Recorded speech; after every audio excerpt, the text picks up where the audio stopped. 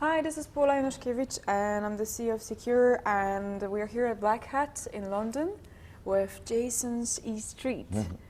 Hey, how's it going? It's going great. Thanks for having me on here. The funny thing is that actually Jayson, before this conversation, mentioned that it's your first Black Hat in Europe. It's my first Black Hat in Europe. Yes, it is. What happened? No, I've never made it over across the pond for this before, so it's really exciting. It's been a great time so far. Which is quite amazing, because you've been on so many Black Hat and DEF CONs in the US, yes, right? And many other cybersecurity conferences, sharing knowledge about social engineering. Yes. But it's a first Black Hat. Quite unbelievable. Yeah. Here we go. But yeah, so we're here to have a conversation about social engineering, because this is your profession and has always been. That is correct. Could you share more information about that? What I do is I try to focus on I call security awareness engagement. It's like there's a lot of people that do red teaming, where they go in, they break in, and they exploit and they compromise, and then they just do a report. My thing is to do security awareness engagements, where I go in, I break in, but then I educate. I go to the users. It's like I compromise them, then I leave the facility, I wait 2 minutes, I come back, and then I talk to every single person that I'd compromised on the engagement, and I told them, this is why this was bad. This is why you shouldn't have done this. Mm-hmm. It's like, and I educate them right then and there and create that teachable moment, so they understand, oh, I shouldn't have let him in. I shouldn't let him plug in that USB drive. You shouldn't have walked out with that computer. It's like those kind of things. Okay, that's quite exciting, because what is the very interesting part for me is that when you do the social engineering, some people might feel offended. Do you see that happening? Well, yeah, it's like I tell people, a server never gets embarrassed because you pop it with MS-0867. It's like, but people get embarrassed and upset when you compromise them. Yes. So and that's one of the things that keeps people from reporting when they get victims of phishing scams, or they get certain social engineering attacks that are geared toward them to be embarrassed, and they don't respond to them because they don't want anybody to know. Even though it's not true, it's still, they have that guilt, and it's like, and that's what the attackers and the criminals use against them. Okay, so this is a very interesting perspective. And what about the most famous attacks, or the ones that are pretty much always working? Because people are just people, and we could be even the best experts, but there's this moment of weakness where eventually we fall for it and then we do something. So what is this thing that always works? It's always getting people to react emotionally instead of think logically.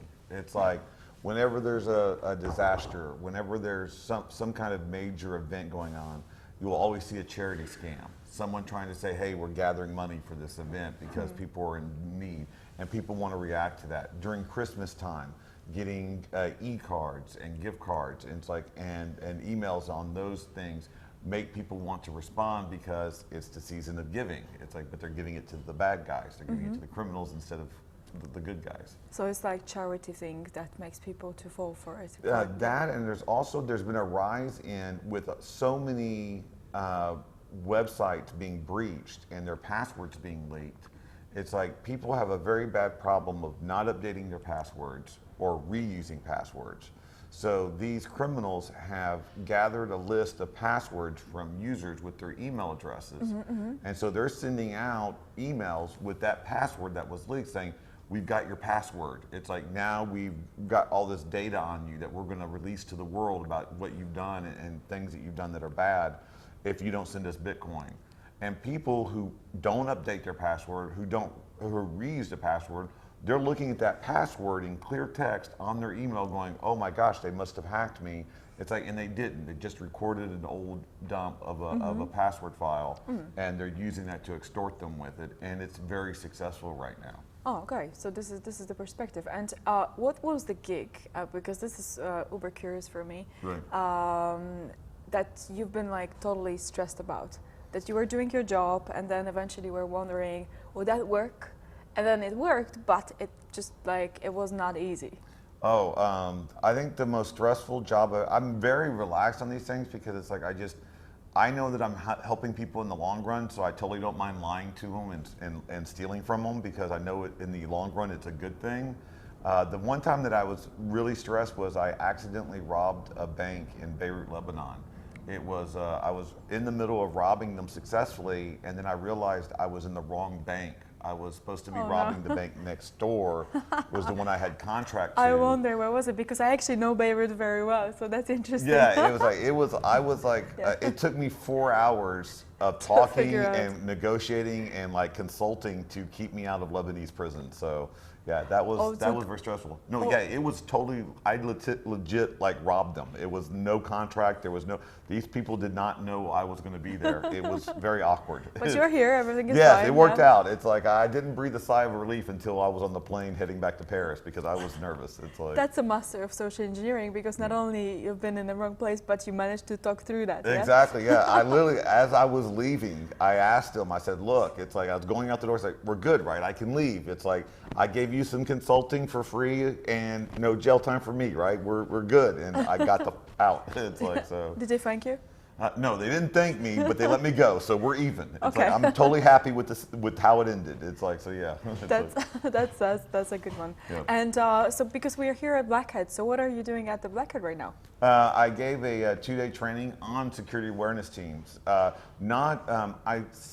lot of people have security programs. It's like, but they're not really developing their security awareness program.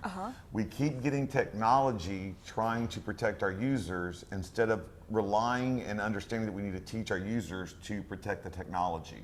So there has to be a blending. It can't just be one-sided.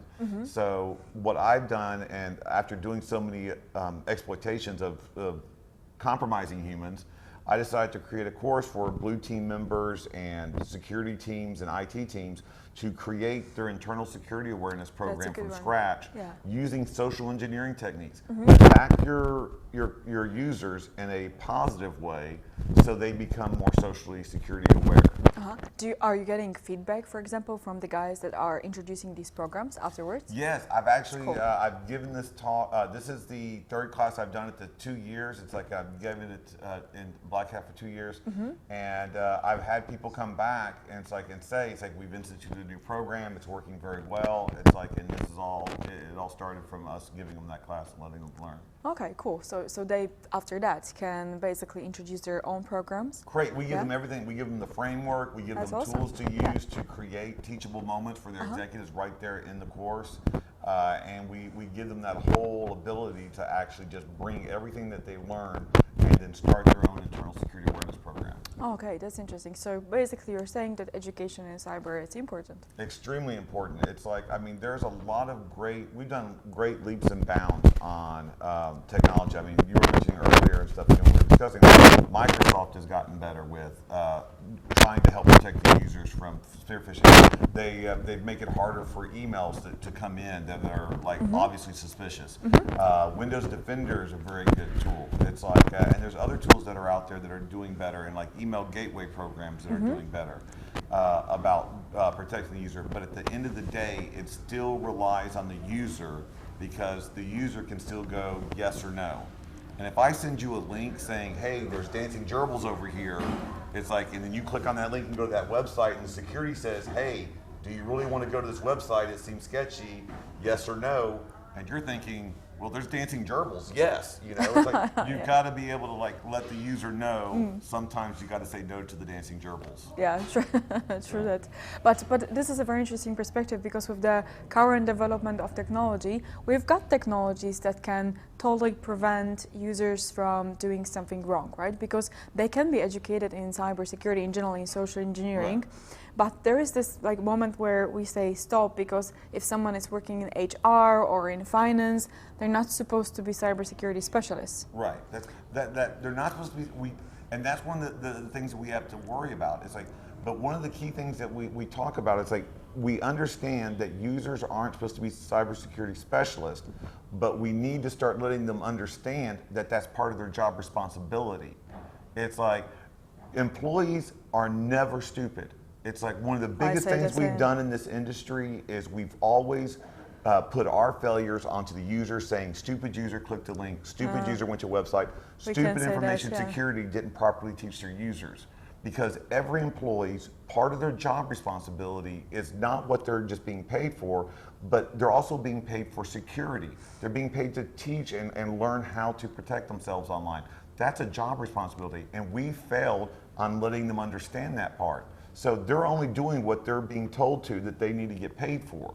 It's our job to let them know that part of their paycheck relies on them doing security conscious things, being cautious with emails and things like that. And until we put that in there and let them realize that they have to understand that, they're going to keep clicking those links. Yeah, I totally agree with this, and especially with the thing that you said that employees are never stupid. Right. I totally agree with this, because how can you this is such a difficult thing on the other hand, and lots of people can fall for different types of tricks, Yes. which can be super tricky. So specialists fall for this. So basically, I've got the same opinion. Yeah. So I always say, it's like, if you think a user is stupid, you take solitaire off that computer. See how quickly that comes back. It's Right. like, see how quickly they find a way to bring that back onto the computer. It's like, they can be very crafty, very intelligent on working around things that you put in there and block them. So they're very creative.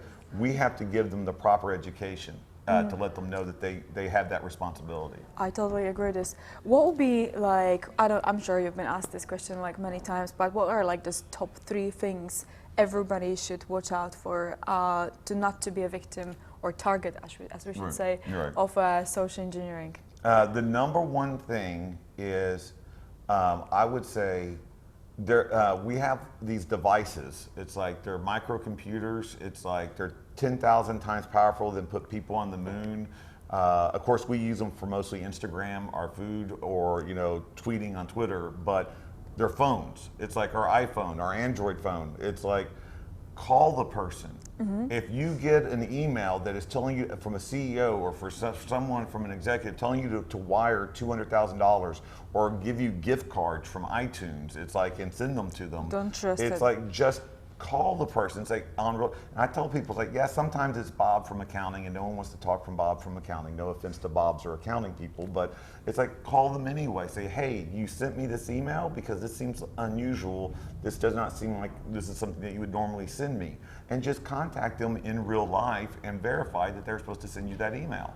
It's like, the next thing to do is ask yourself, people have the thing in the back of their head that tells you, this seems suspicious. This seems like, this seems odd. But we're not empowering our employees to act on it. It's like, they don't want to raise questions. They don't want to get in trouble from security. They don't feel comfortable talking to security, which is our problem. We need to make them more comfortable coming to us saying, this didn't look quite right. I don't want to bother you, but this didn't look quite right. I said, no, bother me, because I would rather you bother me and we not lose $300 million like in Target. It's like, it's like, bother me if you think something is suspicious. And then the third thing is, report anything that is suspicious. It's like, I mean, even if it's like constantly, it's like, just if you find something suspicious, report it. Yeah, so it's like a 0-1 situation, right? Like, Right. you get hacked or you don't, Right. and it's just a matter of short decision, which could be worth that amount of money that you mentioned. Exactly, yeah, exactly. It just takes one click. It's like, I tell people, Target, the retail chain Target in the US, it was not their company that was compromised initially.